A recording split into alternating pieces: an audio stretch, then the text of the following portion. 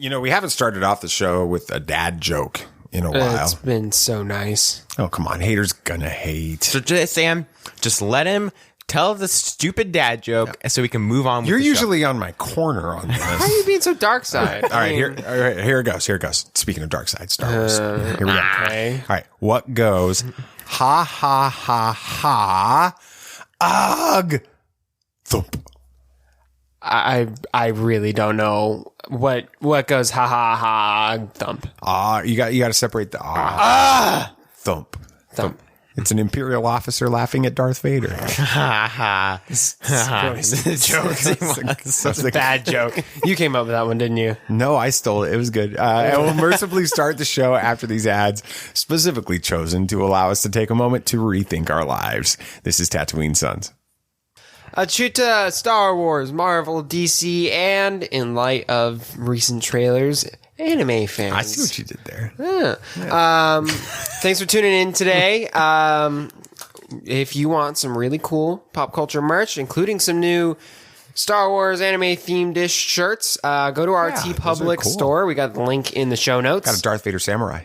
Oh, okay. Cool. That's cool. Like those statues you see sometimes in Celebration. Yeah. Go to our link in the show notes to browse our TeePublic store. What's cool is 100% of the proceeds from your purchase actually go to help a child living in extreme poverty through One Child. So you get some cool merch and you get to help a kid along the way. So why not use our link? Yeah. It's true. All of it. What is the name of the porg on the Millennium Falcon? Force is strong in my family. What do you think his name is? It's a big moment. I am a Jedi, like my father before me. Maybe Turbis?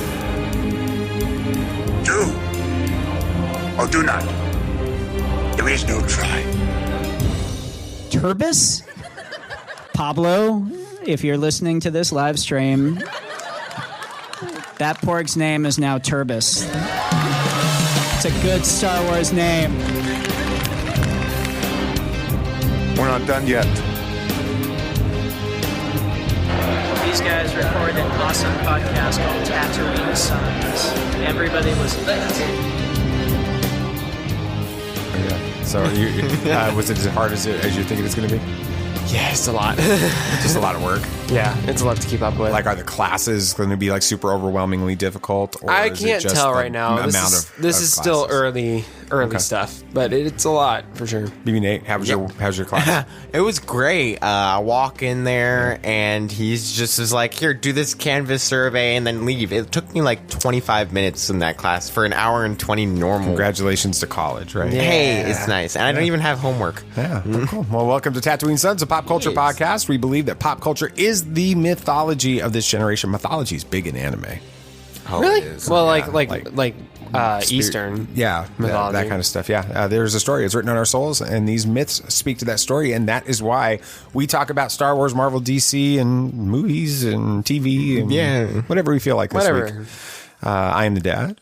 Hello, Father. I'm David. That's my name. I'm joined by a couple of really awesome sons. Nate, how you doing? I'm good. You excited about this new segment? I am. There's a lot, but it's going to be a lot of fun. Yeah, tell them what you're talking about.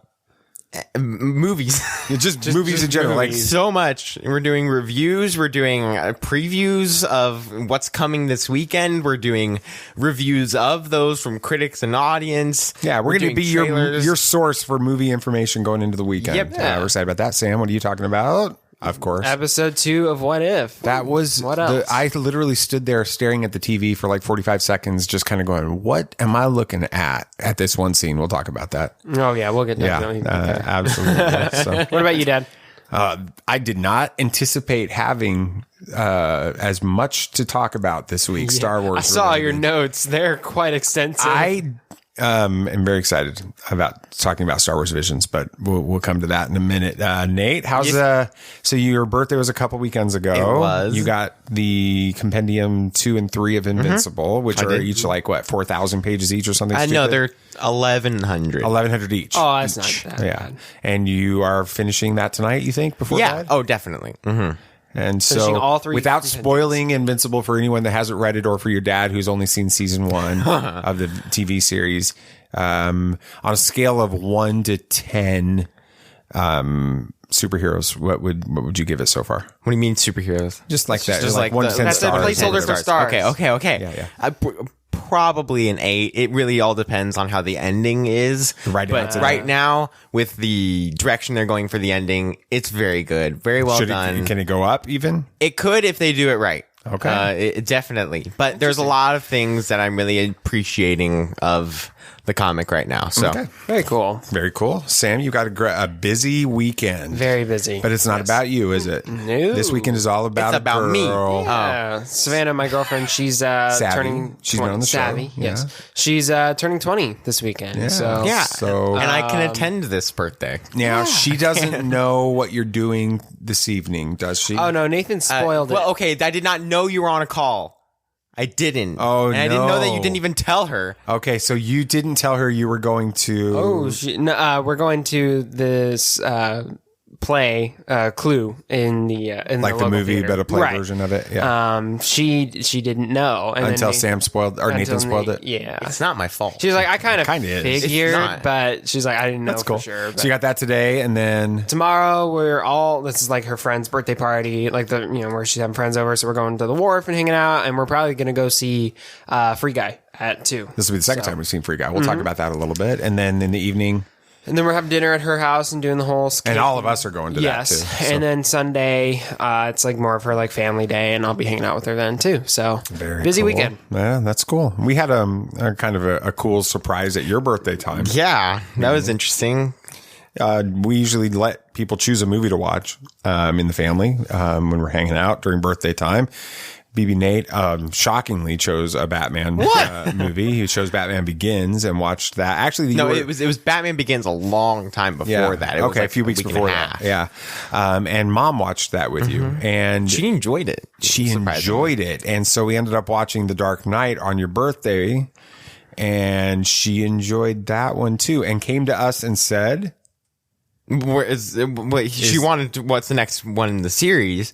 And I said Dark Knight Rises, and she's like, okay, well, we need to watch it at some point. So I think that night or the night after, we watched Dark Knight Rises. And then what did she say after that? Like a couple days later, she's like, is there any more in that series? And I was like, no, but there's Man of Steel, and Christopher Nolan worked on that.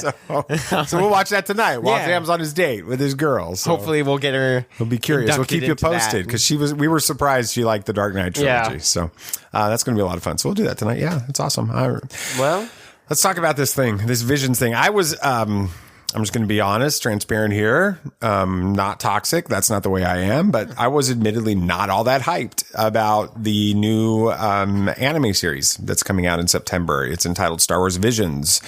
My perspective, my take on it was, that's a cool idea. I'm happy for the anime fans. They can have their fun with it. And then the trailer released this week along with the episode descriptions. And just a moment of complete honesty, I'm in the process of taking Japanese lessons now. Bulky religions and ancient weapons are no match for a good blaster at your side, kid.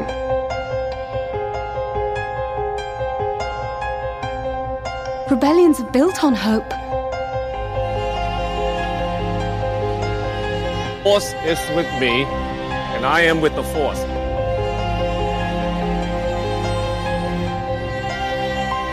If you live long enough, you see the same eyes in different people.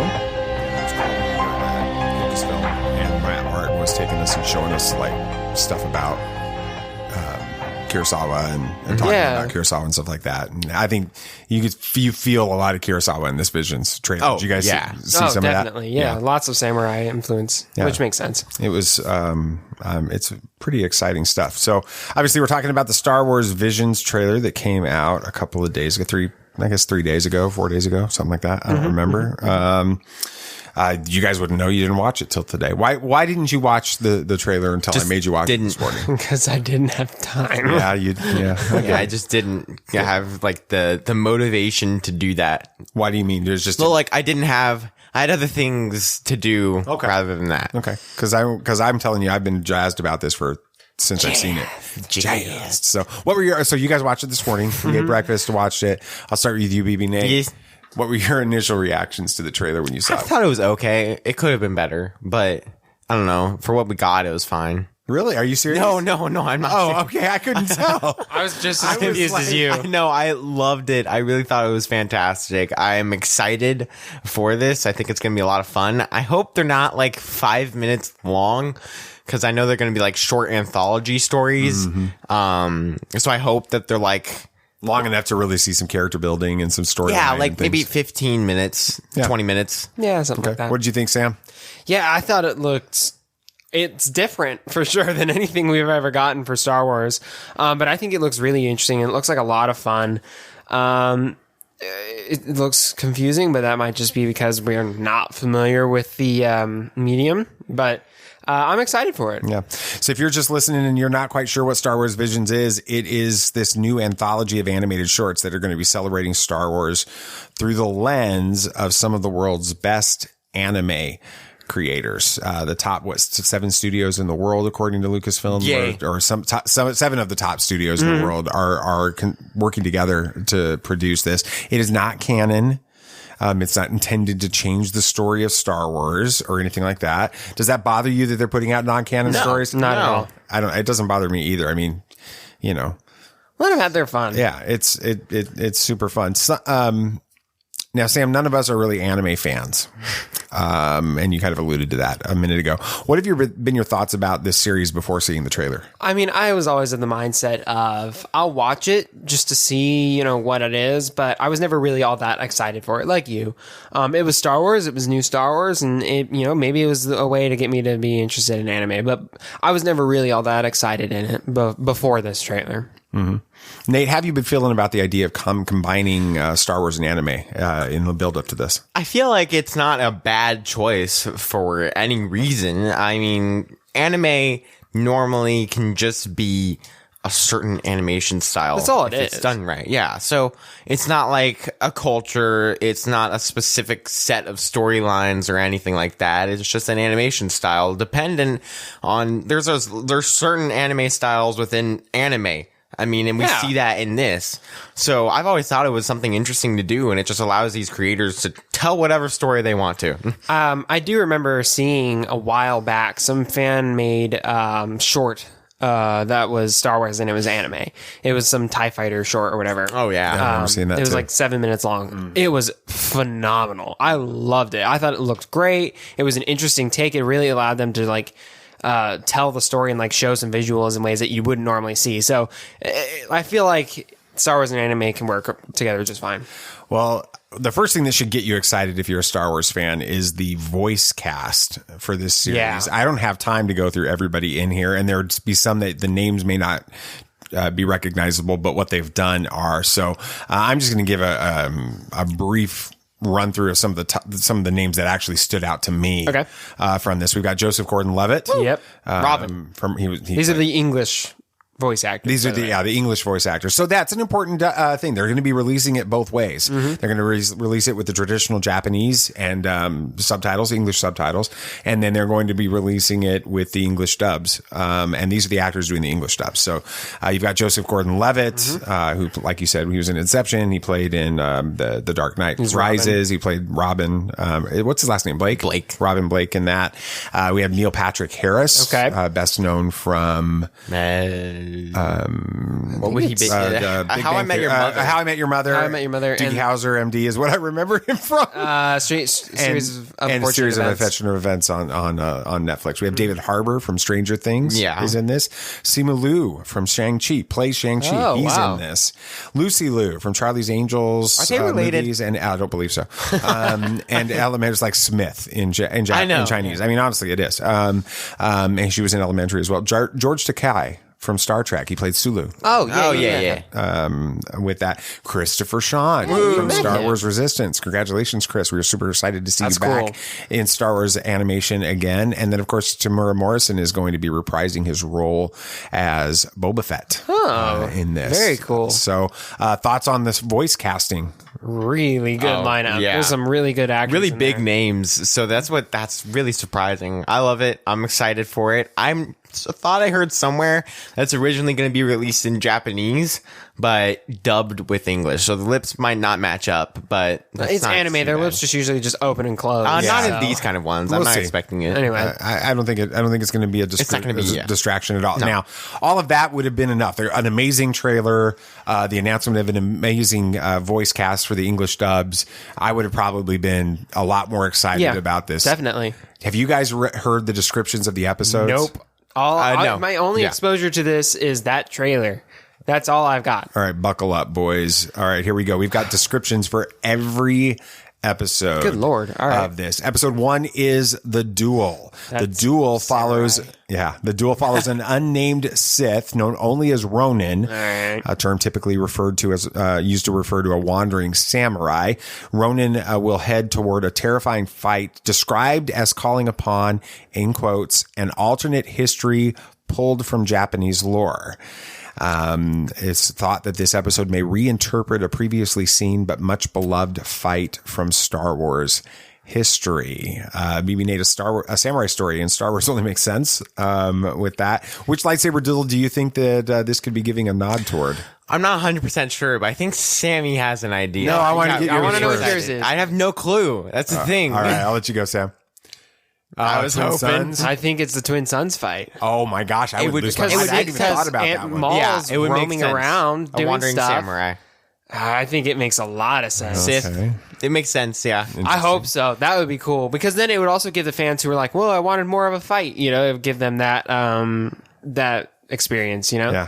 So, Sam, talk a little bit about the history of samurai films and Star Wars, with this, because we were alluding to it as we came into the segment. Yeah, I mean, George really relied on a lot of Kurosawa's, Akira Kurosawa's films. Name, yes. Mm-hmm. A big one was like Hidden Fortress, where it follows like these two medieval peasants as they escort a woman across enemy lines without realizing she's a princess entrusted with the hope of a nation. Oh, that sounds interesting. It's that's where 3PO and R2 with Leia and A New Hope come from. Right. So with that, lot of it's not like samurai films and Star Wars are two totally different things. They're very heavily linked. Well, and even Dave Filoni even referred to Twin Sons in the battle between Ben Kenobi. Yeah, it's a samurai battle. As a samurai fight battle with that. Now, here's what is also interesting. This episode is going to be expanded upon in a novel called Star Wars Ronin that's releasing after this episode releases, October 12th, 2021. I'm interested in reading it. I saw like an excerpt,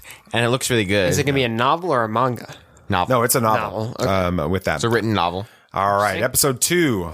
Lop and Ocho. All right, this episode is set in that largely untouched period of Star Wars history between Revenge of the Sith and New Hope. It's going to follow Ocho, who is the daughter in kind of a space organized crime mob family, as she meets Lop, who's a rabbit hybrid alien. Well, yeah. Okay, we'll come to that in a second. This episode explores the futuristic technology that made Star Wars so famous, but also combines it with the surrealism and found family tropes of classic anime films. Sam, this you were even talking about it. This isn't the first anthropomorphic character in Star Wars history that looks like a rabbit. Explain what you were saying when you talked about Jackson. Yeah, I mean, Jackson was he was in the comics, the original Star Wars comics run. He was kind of an homage to Bugs Bunny, but George Lucas really hated him, and he's actually been reintroduced pretty recently into the canon by Kevin Scott, actually, who there's a rumor that that is when Jackson came out in the comics and George Lucas saw it, that is when George Lucas started requiring to have approval for any new characters that were created in Star Wars. That's in the fair. comic books with it. Nate, found family is really big both in Star Wars and you have Rebels and Ezra and all of that. I mean, none of them are related, yet they're a family. You have Anakin and everything like that, Obi-Wan, Padme, which kind of a family, it feels like it. Mm-hmm. You, of course, Rey, Finn, Poe, or Rey, Luke, Leia with the Skywalker thing. That's true. It's it's a big thing in Star Wars. Okay, what is surrealism, though? I don't know how to describe surrealism. Suspending sort of like, reality, kind of? Maybe, yeah. A little bit like it doesn't quite, it's sort of just like trippy. Yeah, that's the right word for it. All right, I'm excited about this next one. Sam, you will be as well. Episode 3, Tatooine Rhapsody. It's going to bring back probably one of the most maligned locations in Star Wars history, the Mos Espa Circuit. But there isn't going to be a pod race to be had here. Instead, there's a rock concert. Awesome. And now the previous first look that came out a couple months ago, I guess, of the series described this episode as a rock opera. Like, when you hear rock opera, you should think of things like Phantom of the Opera and Wicked and Les Mis. Like, this is going to be really weird. That's a rock opera. Okay. This episode seems to be well aware of Tatooine's significance in canon. On top of it being a musical adventure, it is going to be starring Joseph Gordon-Levitt and Bobby Moynihan. You remember Bobby Moynihan from Star Wars Resistance and Saturday Night Live and all that. This story is going to include appearances by Jabba the Hutt and Boba Fett. How you feeling about an anime Star Wars rock opera? The one thing I want to see is the pitch meeting for this episode.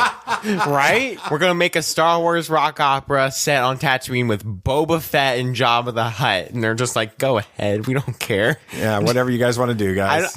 As long as it's not canon. Right? Right. Basically, that's their catch-all for this one. I think it's going to be interesting. We're probably going to be sitting there and watching the whole thing speechless and then finish it and be like, what did we just watch? I have a feeling we'll probably go, let's watch it again. Yeah. So, Sam, Tamura Morrison playing Boba Fett. Yeah. How you feeling about this? You excited about this episode?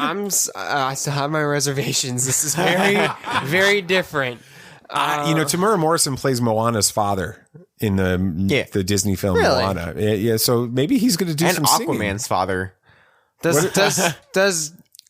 Does Moana's dad sing? I don't know. It is in Moana, so everybody else sings. I've only seen the movie once. Rock sings. So all right, fair enough. all right, let's go to the next one. Episode 4, The Twins. Seeing Boba Fett sing is that's gonna ruin everything. I guess Mando's my favorite now. He hasn't sung yet. So we've got Hiroyuki Imaishi. He's the co-founder of Studio Trigger. That's the one putting this one together. It's a pretty big anime studio. He said in a press conference in July that his animation studio's 2 episodes, The Twins, which we're talking about now, and then The Elder, are actually going to bookend the existing Star Wars canon. So The Twins is going to provide an epilogue to the Skywalker saga, showing what happened after Rey defeats Palpatine for, I don't know, hopefully the last time with that. The Twins is set, again, after Episode 9, after the Empire has been defeated by the Resistance. Interesting. And Imaishi says that the remnants of the Imperial Army have raised a pair of twins on the dark side of the Force, and then the story goes from there. So, Sam, any chance that this kind of a story could grow into more traditional Star Wars content post Episode 9? Well, is this the first stuff we've gotten that kind of explores that timeline? Absolutely. After 9? Nothing else has been Interesting. So this could very well be canon, because we've got nothing to contradict it at this point. Or they could build canon off of it or whatever. I like that. I like this idea. I think it's got an interesting concept. It feels familiar yet different enough to work. You know, it's not they're bringing back Palpatine or they're building a new Death Star. It's these pair of twins, you know. I like the concept, and I'm curious to see where it goes. A dyad in the Force, maybe? Right, but they raised it, and they're going to try and control it for their own good. I like that. Maybe, Nate, is there anyone in the Empire around after the Battle of Exegol who can actually train Darksiders? Oh, I'm sure that there was a few people spread out across the galaxy that knew of Palpatine. I mean, we know that Richard E. Grant's character, forget his name, knew about Palpatine way before anybody else did. Legion General Pride. Yeah, there we are. That's true. Is Asajj dead? I don't think we know for sure. What about Dark Disciple? No, I think she does die in Dark Disciple. Yeah. Okay. So, I don't know. It's going to be interesting to see this, and I'm really excited for it. And 2-parter, which is really cool. Well, it's not a 2-parter. That's the episode that goes at the end. Now, the next one, episode 5, is The Elder. That's the other one that's being made by the same studio, by Studio Trigger. Mm-hmm. And it is a prologue. So it's showing the events before the Phantom Menace. And with the co-founder of Studio Trigger, I'm going to do my best here, Masahiko Atsuka, That's nice. That was pretty good. It sounded right. It was his last project before he retired, and which I think is pretty awesome. That the last you work get that to go out on Star Wars legend in the anime world did was a Star Wars anime really project. Cool. It follows a Jedi and a Padawan as they encounter a mysterious foe, which is the kind of one-off story that Star Wars loves. Love it. With that, Nate, let's flip the question that I just asked Sam. Any chance that this story could build into some larger traditional Star Wars content pre-Phantom Menace? Maybe it might tie in a little bit with High Republic if they really want to do that. If they want to, this whole series is basically like, if we want to, we can make these canon. If we can fit it in there, and or we could create a canon story exactly that's in the universe that's based off the same concept. Because they're making the novel off of Ronin, which is interesting as well. They're already considering going to different forms of media, so it's really awesome, and I'm excited for it. I'm excited to see these 2 episodes, and I think it's going to be really cool. Me too. Sam, how would you feel about the Elder connecting to the Acolyte, since that takes place in basically the same time frame? Yeah, well, I don't know. I would love to see little references between the two. Just like a little blurb here and there that like is something that you only know from the other. I think that'd be a really neat touch. And that would just kind of help cement that, yeah, these stories are not only set in the Star Wars universe, but they could almost be connected to the larger kind story. of like Legends ideas. Yeah. Sort of like we've talked about it before, the Legends of Luke Skywalker novel. Right. Where obviously it was not canon. These aren't actual things that happened in the Star Wars universe, but they're legends about Luke. They're that grew legends, up around and they it. may or may not be canon, but like I think I heard somewhere that those main plot lines, not the details, but the main plot lines are canon to Luke's story. So yeah. All right. Episode 6, The Village Bride. The story follows a fallen Jedi who observes a local wedding tradition in a distant village through the perspective of a bride on the eve of her wedding day and an unexpected choice that she makes to save her people. What? Other than a secret ceremony on Naboo, Sam, at the end of Attack of the Clones, we haven't seen a Star Wars wedding. Explain. Yeah, this is weird. I don't know. I mean, I don't know how that's going to work out. I think that'll be interesting. It just doesn't give us much to go off of. It's just a bride having to do something before her wedding day. This could very well be a rom-com at this point. But I'm curious. Yeah, we haven't seen many weddings at all. Nate, what's your favorite ceremony in the history of Star Wars and canon? Like ceremony moment. Because, I mean, we only had one wedding and it was in secret. Yeah, I'm trying to think of ceremonies we had. We had the ceremony at the end of episode 1. On Naboo. All the funeral pyres. We had the end of episode New Hope. Probably the end of episode 6, the funeral pyre there. Okay. Oh, that's pretty cool. That is a good scene. All right, episode 7, Akakira. That's how I'm going to pronounce it. I think it's Kiri. Akakiri? Okay. Yeah. Another Anakin and Padme parallel potentially is found in Akakiri. It's described as an ephemeral love story between a Jedi and a princess. What's ephemeral? I don't know. Look it up. It's unclear when this episode will be set. There's some suggestion it could fix the most frustrating part of the Jedi lifestyle, the disavowal of commitment. With that, Nate, could this love story have an end so tragic that it changes the way Jedi think about love and marriage? I think so. I mean, it would be pretty cool. I'm excited to see these kind of different tales. Not all of these are like high action ones. They're just stories. Which but anime does that. Exactly. It's not just actions. I know. It's going to be exciting. I mean, I'm enjoying everything, learning about all of these. I don't know if it'll end tragically, but probably will because it's Star Wars. It's Star Wars. Love stories in Star Wars generally don't go so well. All right. Sam, how do you think fans are going to handle stories that seem so closely paralleled to canon events? Star Wars fans are always going to be Star Wars fans. So there's going to be backlash. But I think for the most part, it's just a way for fans to kind of understand what's happening in the story while still being able to process all the new stuff that's being thrown at them too. So I think it's just a good storytelling method. Awesome. I'm excited about this one.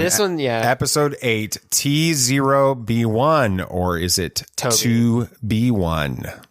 I think it's 2B. It's 2B1. It's a coming of age story of a droid who dreams of becoming a Jedi.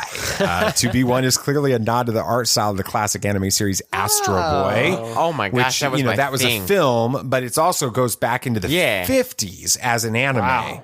Yeah, I watched that series too, part of it. Yeah. That was my thing a little while ago.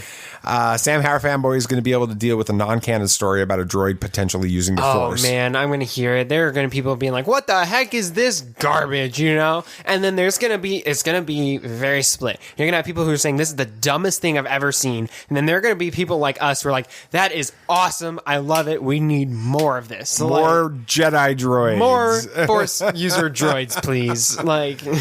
Nate, you're our resident droid super fan. Are you excited about this? Oh, of course. This sounds freaking awesome. I love it. It's like he's wishing to be a Jedi. It's like Pinocchio in Star Wars.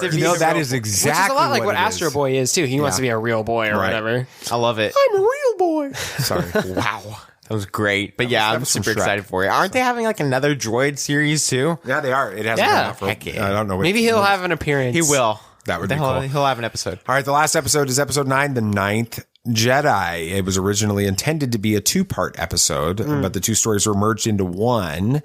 So it's likely it's going to be a little bit longer than some of the others. It's also set after the rise of Skywalker. Interesting. It's designed to be sort of an epilogue exploring the future of the Jedi Knights after the fall of the New Order. And it's described as a galactic level adventure. Ooh. Nate, is this possible that we see Rey training Finn in this story? That'd be pretty cool. I would think that would be really awesome because they haven't said that we can't see characters that we've already seen. It's not about new characters. We're seeing Boba Fett. Exactly. We're seeing Jabba the Hutt. Jabba Hutt. Yeah, we're seeing them, but I would be really excited to see that. That would be so cool. Sam, is there any way this doesn't have lots of tie-ins to the film The Seventh Samurai? I mean, there's a lot of parallels there.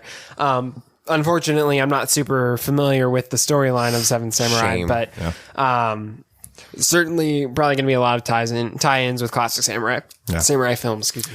Real quick, takeaways. Start with you, Sam. Which one of these episodes are you most excited about? I don't know. They all sound kind of fun. That last one sounds really interesting. I like how they're using it to kind of explore past episode 9. But the Ronin one sounds really interesting too. So yeah. BB Nate.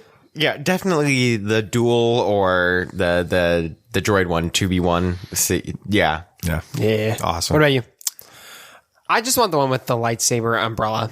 I think wherever that one is. I have a feeling that makes the Inquisitor's lightsaber helicopter look tame in comparison. I'm excited about the 2 being made by Studio Trigger, episodes 4 and 5, the twins and the Elder, the one that's post Return of the Rise of Skywalker, and the one that's pre Phantom Menace. I'm curious to see how those tie. I'm excited about all of them, though. Yeah. With it, these anime shorts are going to look very radically different from each other. If you've watched that trailer, yes, they're all different. There's even some like 3D style. Yeah, it's going to be really cool. But the differences are going to fade into the background into what it still feels like when you watch these little clips that they all feel very Star Wars. With that, I have a feeling we're going to be spending a whole lot of time getting into Star Wars anime in just a few weeks. Yes, so that'll be exciting, Sam. Yeah. So episode 2 of What If was Out of This World. We saw Star-Lord's #1 fan. The Mad Titan might not be so mad after all, and our favorite fine-feathered fowl is back. And that's coming up after these ads specifically chosen by Howard the Duck. This is Tatooine Sons. So, hey, guys, it's review time. But again, we didn't get any reviews. We need reviews. We need you to give us affirmation because we require that with our podcast. No, we don't require it. We really, but we really do appreciate it. We do appreciate it. But the most important reason is that when you leave a review on podchaser.com/Tatooine Sons. That's it. Exactly. That was a good plug. Yeah. You can, if for a show or episodes, if you leave a review, we will give a small donation in your honor to one child. So you can help some kids in extreme poverty and leave a review for your favorite podcast as well. Be on your guard. There are older and fouler things than orcs in the deep places of the world. All right, then, keep your secrets.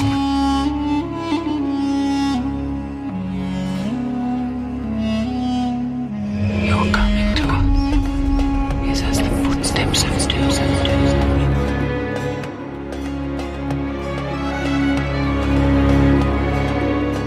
There are many magic rings in this world, Bilbo Baggins, and none of them should be used lightly.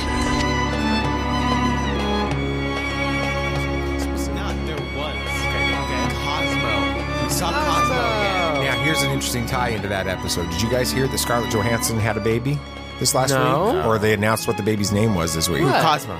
They named it Cosmo. They named the baby Cosmo? I don't get it. Okay, is it? That's a little weird. Fine. But hey, Cosmo's best. She's really taking the Russian thing to a whole new level. Cosmo, Cosmo. Not. Yeah. So Marvel's What If episode 2 followed the story of what if T'Challa became a Star-Lord? Yeah, what if T'Challa became Star-Lord? Yondu. It's really more Yondu's what if. It's like, what if Yondu's crew picked up T'Challa instead of Peter Quill? What if Yondu was lazy? That's really what he's it like, was. yeah, I'll just keep the kid. I don't feel like returning him at that point. But then it followed, last week I talked about how I was like, oh, we'll just go through and talk about the differences between the film that it was based off of and the What If episode, like we did for Peter or Captain Carter. Right. That didn't happen this episode. It went off on its own complete story, which is good. I liked how this very different than the first. Yeah, episode. that one change literally changed everything in the MCU. And there's so many little differences. Well, I think like the first thing is like there was that classic scene where he's on Morag, right? And he's going to get the Infinity Stone and he's captured or he's, stopped by the guy's name is Korath.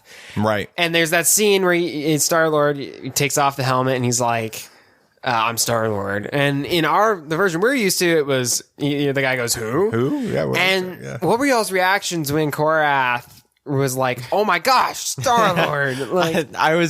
It doesn't seem like it fits the character at all, but I loved it because it was just so different, and I don't even know if I still understand why T'Challa was so much better and more recognized as Star-Lord. Yeah. But I enjoyed it. It was really cool. The reason why T'Challa is so much better than Peter is his just unwavering moral compass. T'Challa's always got a sense of right and wrong and never backs down. And so what that allowed him to do is he was able to turn the Ravagers for a source of good, basically.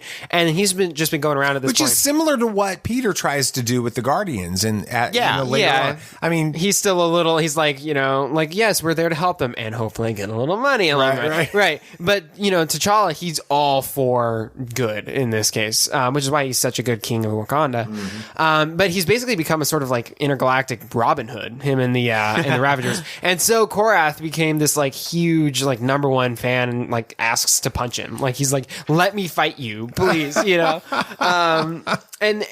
what's cool is instead of T'Challa being like a jerk about it, he invites him to be a part of the Ravagers, because he's just such a good person. Well, he actually takes him off the planet when he's knocked out after T'Challa beats him up. Right. Yeah. He's helpful.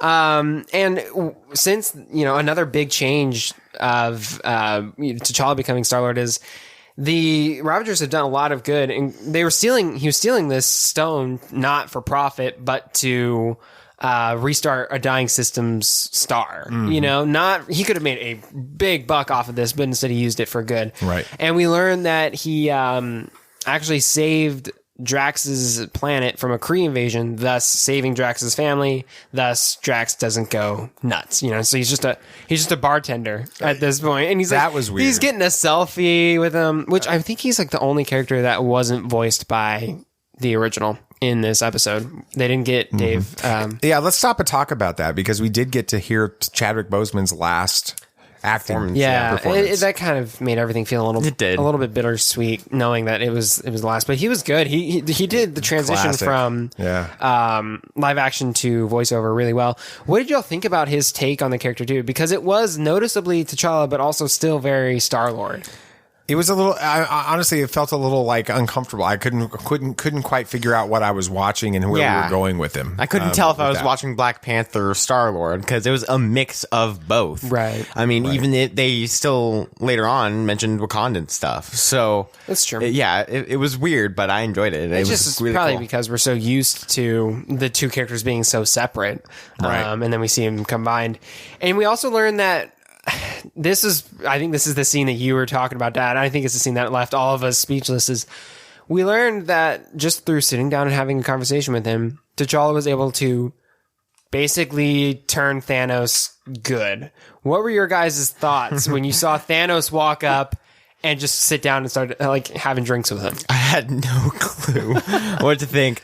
I was so confused. I didn't think he even had that ideology before they started mentioning it, because I'm like, he couldn't have gone good from being that bad.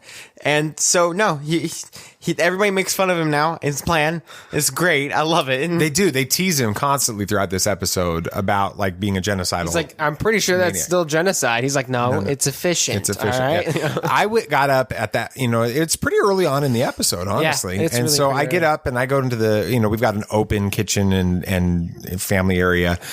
So I got up and went into the kitchen to grab a drink or something out of the pantry. I don't remember what it was. And I had my back turned for just a second when Thanos shows up. Yeah, you hear Josh Brolin. Well, yeah. And so I hear Thanos and I'm like, what am I hearing? And I turn around and I literally had just kind of stood there for like a minute while this was playing out, trying to figure out what in the world I was looking at. It was so bizarre and it never felt right. No. Anytime I saw Thanos the rest of this entire episode, I'm like, that just doesn't make sense. Turn bad. Do something wrong. I know. Here. I like every time I saw him show up on screen, I got like a sense of anxiety. I was like, oh crap, stuff's about to go down. And then he's helping. It was very. I wonder what it was like for Josh Brolin to voice that character as a good guy. Well, the character really wasn't very much different. I mean, I guess when you think about Thanos from Endgame, he was messed up and mentally ill, but he still did want to do good, just in his twisted way. I don't think he was mentally ill. I think he was absolutely diabolically evil. Is what he was. Mad. But he still wanted to do good, just in his own twisted way. And then T'Challa showed up and was like, okay, hold on. I like where your heart's at. Let's put your head in the right place. And showed him a better way to go about it. So it's still the same Thanos. He just, had some sense talked into him, basically. Right. Nebula had hair. Can we? Yeah, Nebula, since Thanos wasn't so messed up. He wasn't like torturing her by taking off portions of her body. I mean, he already did, but. Parts. Right, but most of her was still organic. What were y'all thoughts on seeing this version? I didn't think Nebula? Blonde hair would be the choice. It doesn't really fit. From the comics, her look was very comic accurate in this show. Yes. But hey, it was cool. I enjoyed it. It was fun. I just kept wondering where Gamora was. Yeah, where is Gamora? Yeah, well, we're going to probably get that in a later that's episode. something we're going to have to get explained later, but Didn't Gamora turn into Thanos? Didn't we see that in the poster? It might be. Maybe. But, and then we learn about this plan to steal something that can like terraform planets and all that stuff. And so, they're coming up with this fancy plan and Korath's sitting there like classic Star-Lord. I love it. Nerding out. Basically, like if we were sitting in the room with Dave Filoni. It'd be like how you would react the entire time. Like, oh my God, that's so Dave Filoni. You're so smart, man. I'm so excited to see. Oh, that was brilliant. How did you come up with that idea? Exactly. That would be us. And so they go, we learn that the Collector is basically this version's Thanos, or this story's Thanos, because he stepped in to take the power vacuum or whatever. He got super buff. Yeah, it was weird to see a buff Collector. But actually, I don't think Benenzi... No, he did. He did. It sounded way different, so though. different. Yeah, I thought it was somebody else entirely. I miss the crazy Collector. I don't like buff, confident Collector. Right? Yeah, that was a bit of a change. So then, they get there or whatever, and the Black Order is working for the Collector and not Thanos. Yeah. That was a little strange to see. We got Squidward, Horn Lady, Squirrel Dude. No, different. I'm thinking of something else. Anyway, they're working for the Collector. Like, Horn Chick is basically like his like secretary. Yeah. His like front desk manager. So she was super excited when there was a disturbance. She's like, yeah, I get to do something. Finally, some action. And, since that there's no competition, the Collector has a much larger collection now. We saw all sorts of things. We saw T'Challa walking through. There was the Collector's brother's ship from Ragnarok was in there, and a dark elf and things like that. And then it was funny. We see T'Challa run across Howard the Duck, which he made an appearance in both of the Guardians of the Galaxy films. But And Endgame.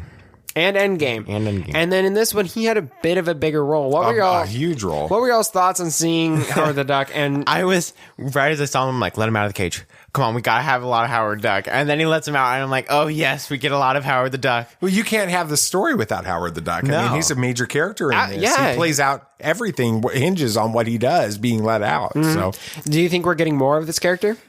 Oh, there's a big push to try to make Howard the Duck like a character in the MCU that they bring out and do more stuff I with. hope. He was fun, and this is the most we've gotten of his character. In And the then, MCU. some of the actors that were in the original Howard the Duck film are actually Campaigning. social media campaigning to try to get the film redone. Oh, come on. with it. So. Deadpool and Howard the Duck. We gotta With see Spider-Man. that. With Spider-Man. That would be a trio. And Thor. Just all of those characters. I hope we get more of him. And then, T'Challa learns that his homeworld wasn't actually destroyed. He's been told by Yondu that his world was destroyed, but it wasn't. And Wakanda really quickly made a really advanced space program. Yeah. Which, they're working with. I'm not too worried about that. I think that they've had that technology. No, the dad didn't have to worry about raising a son, so he could focus more on space technology. Program. So they sent out all these searches to try and find T'Challa. And then, that kind of breaks T'Challa's heart. And then Nebula walks in and is like, oh, sorry, gotta turn you in. I had a debt to pay. Did y'all think this is part of the plan? Nope. I thought Nebula was bad. It could work too. You can't think that things are going to happen in these type of episodes because you had Thanos as a good guy. Okay, good point. Everything is wrong at this point. So yeah, I didn't think that. I thought that Nebula was a bad guy. Yeah, and then we learned that it was part of his triple cross plan, and Korath was nerding out about that again. And then Yondu and T'Challa have this big old battle with the Collector, which was all cool, but y'all saw on his little box that there was Cap's shield and Mjolnir, and he used Hala's headpiece. How do you think he came into possession of it? Do we get that story? Do you think we get that story? I'm asking, do we get that story somewhere? I have a theory about Cap's shield. Okay, go for it. Quickly. I think when Cap was bouncing back through time to return the stones, at one point he came across this timeline or something. His shield got taken away or he left it. And, Kim went going about his business returning the stones, and he got a shield from another universe, and that's what he gives to Steve or something. So I think that's kind of how he came across it. But Mjolnir, is he worthy to have that? No. Or did he have Thor put it in the case? Like, I don't know. I don't know. He probably has question. like a gauntlet or something built by those people that made, what is it? Thanos' gauntlet. To give him like a gauntlet that allows him to wield Mjolnir or something. Well, wait, didn't Steve take that back in time with him? Yes. Mjolnir? Yeah. I don't think so. I thought he had it with him there. I don't think so. Anyway, so that big fight ensues, and that was really cool. And then they go back. T'Challa reunites with his dad, and Thanos is sitting there trying to convince the Wakandans that his plan's good, and they're still like, "Bro, you're crazy. You're mad." And then at the same time, Ego finds Peter mopping the floor of a Dairy Queen. At the Dairy Queen. That was in Guardians too. Yes. And he's like, you want to meet up, which, spells disaster for this world, because now you got two. Yeah, and the Watcher Celestials. even alludes to that. Yeah, you got two Celestials working together. Peter doesn't know anything about this. He doesn't know right from wrong in this case, and so the world is screwed in this case. But here's a good question that actually Savannah helped me come up with. Thanks, what's Savannah. one thing you would have liked to have seen changed in this? So, a lot changed because T'Challa was Star-Lord. So what's one thing you would have liked to seen in this episode? I don't know. I would have loved to have the Ravagers to go back to Ego because they knew that he was a thing. Yondu knew he was bad. So at some point, gather resources, gather people, and then go back to Ego and destroy it. They had the resources, they had the people to be able to destroy it. Would be a breeze in this case.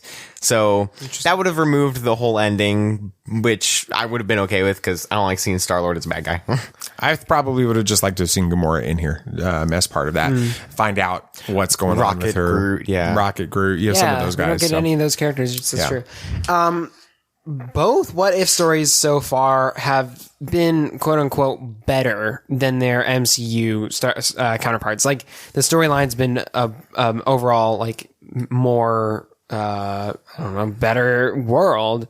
Peggy was a better Cap than Steve was. Okay. T'Challa and the Ravagers did infinitely more good than Peter and the Ravagers That's did. interesting. So, do you think, what are your guys' thoughts on this? Do you think this is a good thing, a bad thing? No, I think they alluded to the fact that at the end with Ego and with Peter, that things are going to go everything horribly good, worse. every in that good one. thing has a bad thing in return. So yeah, absolutely. So things in the MCU happen the way they were supposed to for a reason. Which is the whole point plot to the end Loki. of Loki. Yeah, exactly. All right. Well, episode 2 took a bit of a different approach than episode 1, but I think it was a welcome change. Yeah. So far, the series is only getting better, and we know from the trailers that there's a lot more to come. Be sure to tune in every Wednesday to see what happens. Nate, what are you talking about this week? Well, this week we are talking about Free Guy because we saw it. It was really good. Movies we may or may not see this weekend. All of the other movies coming out this weekend, and a really cool trailer we got this week. So let's just get to it. Yeah, that's coming up after these ads specifically chosen, so you don't have a good day, but so you'll have a great day. Nice. This is Tatooine Sons. All right, we're going to keep this really short and sweet. You can help children in poverty by giving us reviews, and we'll make a donation in your honor. You can help children in poverty by buying some of our swag on tpublic.com. But you can do even more by sponsoring a child. It's $1.30 a day. Like if you bought a Starbucks at all this week, you're halfway there. Not really, but almost halfway there to get to sponsoring a child. So consider it. Go into the show notes, click on the One Child link, learn a little bit more about that. Select a child, begin to help provide food, medicine, education, social development, and hope to a child that desperately needs it, and build a relationship with them. Write them letters, get to know them. It's going to be fantastic. Please check it out. Have you ever danced with the devil in the pale moonlight? Yeah, I can fly.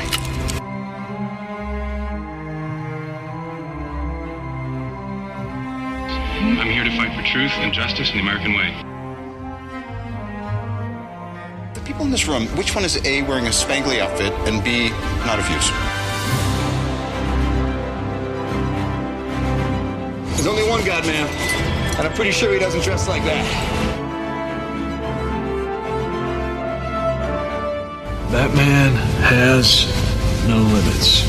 Yeah, so obviously Green Lantern is the best Taika Waititi, Ryan Reynolds movie ever. Oh, of course. It's the best DC movie ever. Like Better than The Dark Knight? Oh, better than certainly. Justice League? Oh my gosh, yes. The extended edition that adds 2 minutes is so much better than anything else you've ever seen. Yeah, there's a lot of sarcasm coming out of that right there. There is. All right. So we're going to first talk about Free Guy. So what are y'all's initial thoughts on Free Guy after getting out of it, and what did y'all think about it? I thought it was a really, really fun film. We've been wanting to see this ever since before COVID happened. When it was first trailer came out. And we were interested from the first trailer, but what we got was so much fun and just a good way to get back to theaters, I think. Yeah. Fun movie. I thought it was you kind of know what you're getting with it. Yeah, you're going to get right. Ryan Reynolds humor.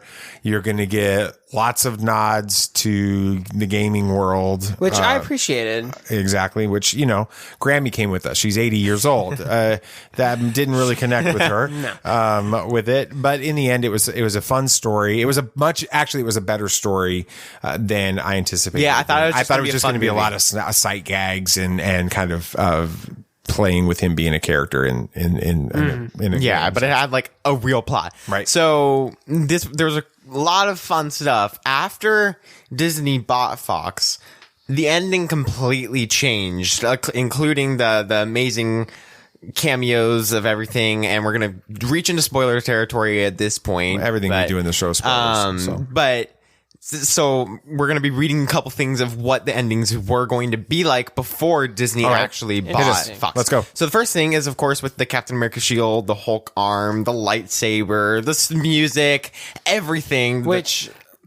You got to be in a theater. Oh my gosh, it was so cool. But it was going to have Guy pulling out a ton of weapons from his arsenal, including a gun from Deadpool 2 that Cable had. No. And a portal gun from Portal. But then Fox got bought by Disney, and they decided to change it to more recognizable items like Cap Shield and a lightsaber. And also because Guy was kind of trying to get rid of guns from Free City.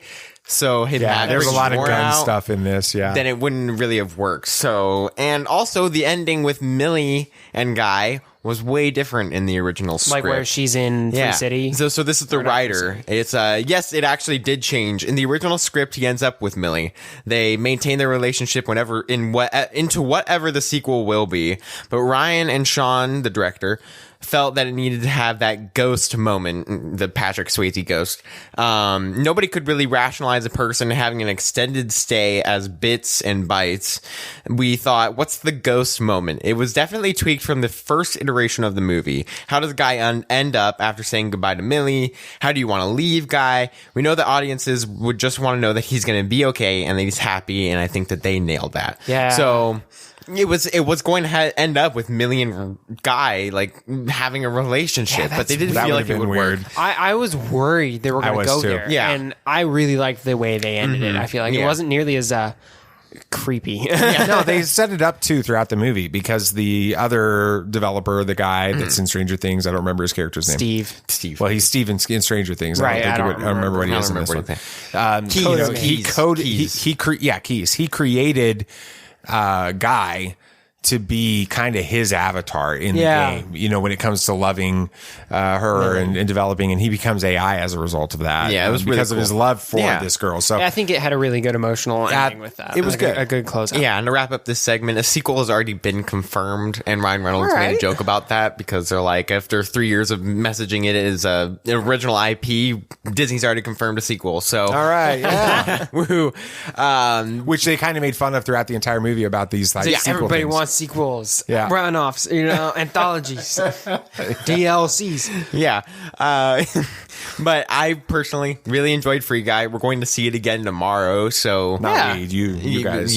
I'm not minding that. Yeah. But other movies that are coming out that we might see this weekend is the first one is Reminiscence. The plot or log line is Nick Bannister, a private investigator of the mind, navigates the alluring world of the past when his life is changed by a new client, May.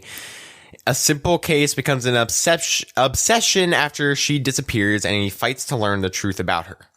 So the really interesting thing going on is the reviews are all over the place between critics and audience. It's very interesting. With critics on Rotten Tomatoes hasn't released an audience score yet, but IMDb has, so I'm using IMDb.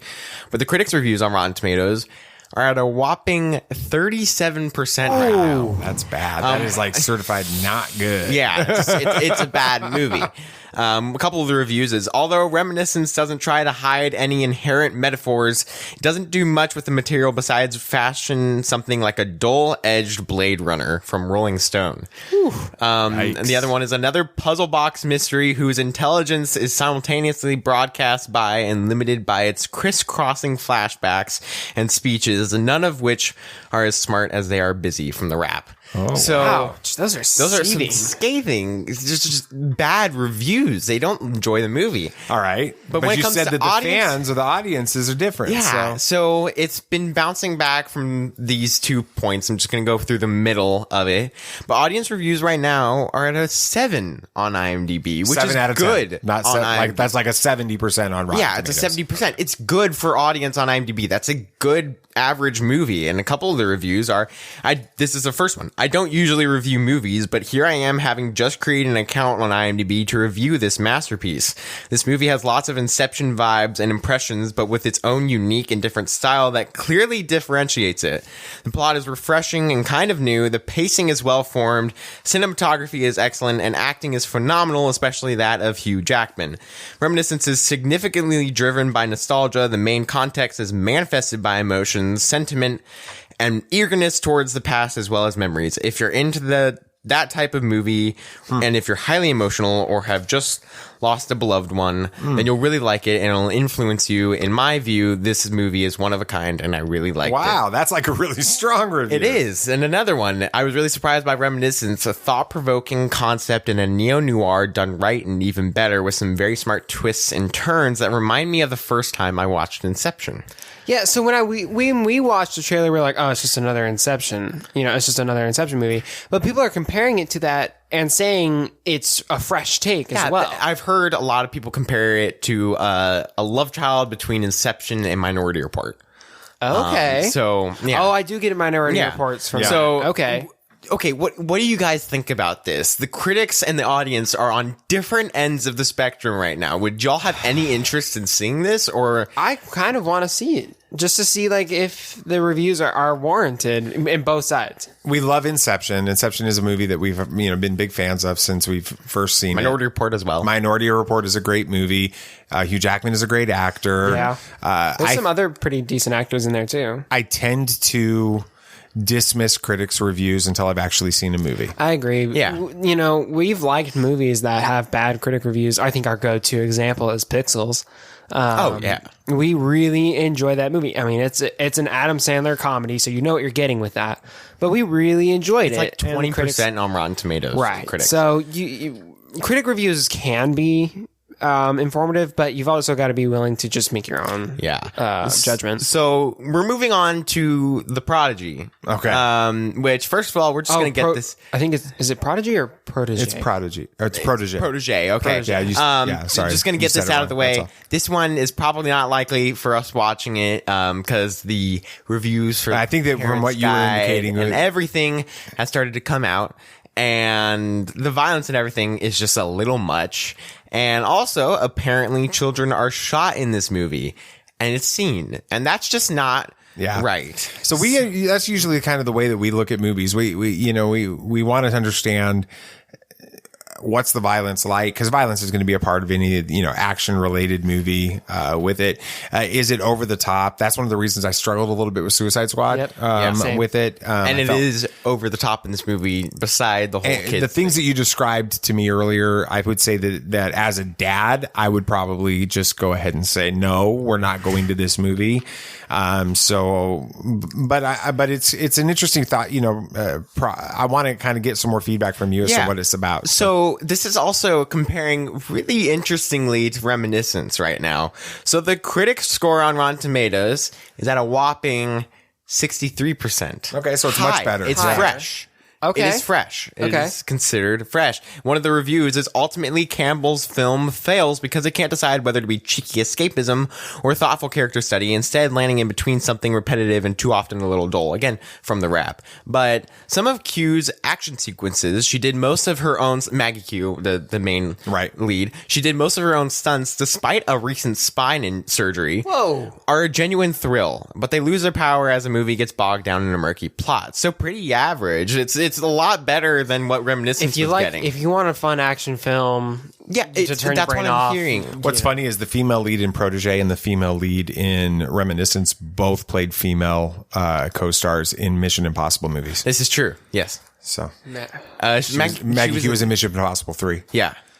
So, but the IMDb audience score is at around a 6.5, lower than Reminiscence on IMDb for audience. But it's in line with the critic score. Yeah, that's the weird thing. The reviews are, while The Protege is a somewhat forgettable, typical action thriller movie, its two leads do a great job. Maggie and Michael are both very charismatic in the movie and do not phone in their performances. Samuel L. Jackson is also good, but his performance is a little more phoned in than our other leads. The action is very good, with realistic hand-to-hand combat, decent gunplay.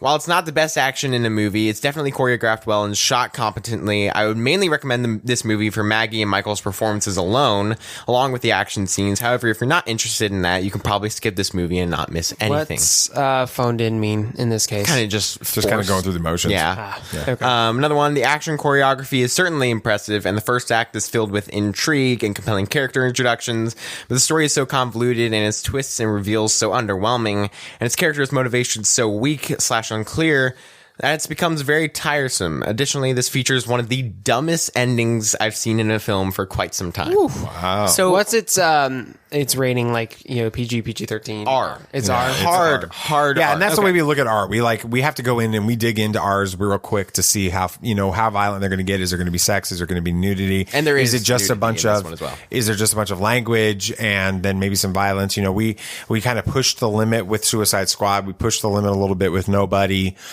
a few months ago, but R's we tend to stay away from unless we've researched them in depth. Based on everything that you said about this movie so far, you wouldn't want to go see that. No. I don't want to see a bunch of kids getting shot. Yeah, and some of the other stuff that's in there. Yeah, it's bad.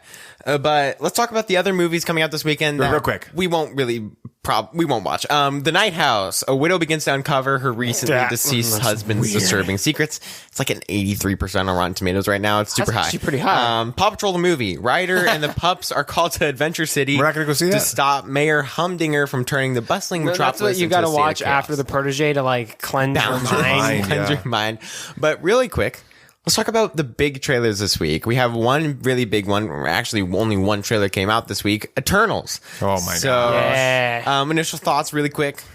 Sam. Okay, I can see the Jack Kirby influences on the characters. It gave me, and this isn't a bad thing. No, it gave me very, very DC feels, especially with I forget the main character's name. We'll touch on that in a little bit. Yeah. So Dad, what did you think? I loved the Eternals trailer. I'm more excited about the Eternals than I am anything else coming out in Marvel. Really? More than like Spider-Man or something? More than Spider-Man. More than any of this stuff. Doctor Strange. Wait, hey, you are just wrong. Which comes first, Eternals or Spider-Man? Eternals. Okay. We still need a trailer. This is apparently the final trailer. We won't get a main trailer again before the movie comes out. We got to see a Celestial from Jack Kirby. That looked awesome. This is directly from Marvel.com. This is going to put down anything because at the end of the trailer it just said November 5th, not in theaters, not on Disney Plus and all this stuff. So everybody's like, it's going to theaters and Disney Plus because the whole COVID and everything. Because of the Delta variant. Yeah, because of the Delta variant and everything. But this is from Marvel.com with the most recent trailer. This is the third film in the Marvel Cinematic Universe's Phase 4, and it arrives in theaters on November 5th. So it's still going to come out in theaters on November 5th. It's fine. Nothing to worry about. And my favorite character, at least from the trailer, is probably Icarus. Icarus. How about y'all? Do you have any favorites yet? At least from the trailer. But that Icarus looked really cool. There's the dude that's the black guy that's I don't know what his character's name is. Is it Gilgamesh?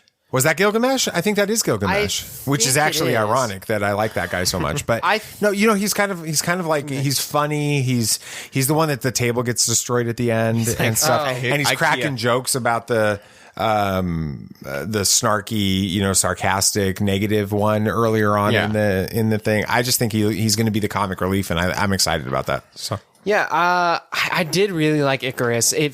That's like such a superhero character, which we haven't really gotten that in MCU. I mean, kind of Captain Marvel to an extent, but I mean, this Icarus character just feels superhero. And in the movie, in the trailer, people even compared this. He has a shot that's like practically out of Man of Steel. It really is. And I'm like, it's just, I was just incorrect. Superman. The black guy is not Icarus. It's not Gilgamesh, you mean? Or not Gilgamesh, excuse me. That's I couldn't figure That's fine. We'll figure out who it is. Yeah. So that's practically my segment this week. I like it. Yeah, it was a lot of fun. It was nice, yeah. So there's a chance we could see Reminiscence. I think I would like to see that. Yeah, I'm open depending to it, on sure. the Parents Guide and everything when it comes out. It's been having a little bit of... It hasn't really we'll started check it to... out. Is it rated R as well? No, it's PG-13. Okay, then I think we feel pretty good about it. So. Yeah, so this was a lot of fun, and I hope it was informative for everybody listening and for you guys as to what movies are coming out and for you to make your own decisions based on reviews and everything. Absolutely. Go see movies in the theaters. Go see the movies in the theaters. In the theater. Because please. There's no experience like it. Yep. Absolutely. Good point. All right. Anything else you guys want to talk about? Anything else? So there's a potential Moon Knight costume leak, and Marvel's not too happy about. I heard this. I heard they're really upset about it. They are. I like the costume. I really like it. Some people are like, "Why does he look like a mummy?" and like Egyptian mythology. The character is Egyptian. Yeah. Apparently, so Jeffrey Wright praises Robert Pattinson's acting chops for the Batman, his performance. And I mean, it just looks awesome. Apparently, the rumor right now is that Robert Pattinson only got paid $3 million for his role. I heard that. That is low. And this movie is a low budget movie. It's not like high tier. It's like it's not Joker level or something. Something like that. So it's going to be very... Well, Joker did a lot with its budget, and it kind of gave it a certain grittiness. It did, and that's what this movie's feeling like it's going to happen. Cool. So... All right. Star Wars announced a new comic run called Crimson Reign. And when I say Reign, I'm not talking about RAIN. Like the Reign of a King. Like the Reign of a King. Crimson Reign, which is an allusion to Crimson Dawn. Or the reigns of a deer. No. Yes. It is a new comic series focused on Kira from Solo. So we're going to finally... And it's... from what I understand, taking place between Empire Strikes Back and Return of the Jedi. Whoa. What? So this could be really interesting. There's some Make Solo 2 happen buzz coming from the idea. Let's hope. It's just, I hate when companies do this. They're like, okay, well, you want the story? We're going to give you comic series. No. I think that what they're saying, what we're hearing is that that Make Solo 2 will happen because it's going to lead into stories that are going to set up Crimson Reign. Yeah, that would be cool. What we're hoping for. So, well, that'll do it for this week. Thanks for listening to Tatooine Sons, a pop culture podcast. Yeah. If you had a good time listening, it'd be awesome if you could share this with your friends, please. Yeah, and of course, this show is only a small part of the Tatooine Sons world. We're real active on Facebook and a little bit on Twitter, so make sure to follow us on those to get in on the action. And don't forget to join our Facebook group, Tatooine Sons Discussion Group. There's a lot of fun stuff going on Answer the membership questions, so I will let you in the group. It's not that complicated. Don't forget to follow the show on your favorite podcast app so you don't miss our next episode. If you do miss an episode, just go to TatooineSons.com. Find it right there on the player on the front page. Remember that if you drop us a review on Podchaser, you can find the episodes there as well. We will make a donation in your honor to one child to help a child living in extreme poverty. Sam, next week, what if episode 3? Which I'm not sure what it's going to be talking about. Nate, what movies are talking about next week? Do you have any idea? I don't know if there are any movies. Not a great movie week. We might just talk about Reminiscence and the other little things coming out, but maybe we'll get a trailer or something like that for it. And I'm going to be talking about Disney Gallery, The Mandalorian, the Luke Skywalker episode. Very neat. I'm excited to talk about that. Excited. All right. Anything else you guys would like to say? May the Force be with you. May the Force be with you. May the Force be with you, always. This party's over. I like that Wookiee. Don't get technical with me. Joy, please.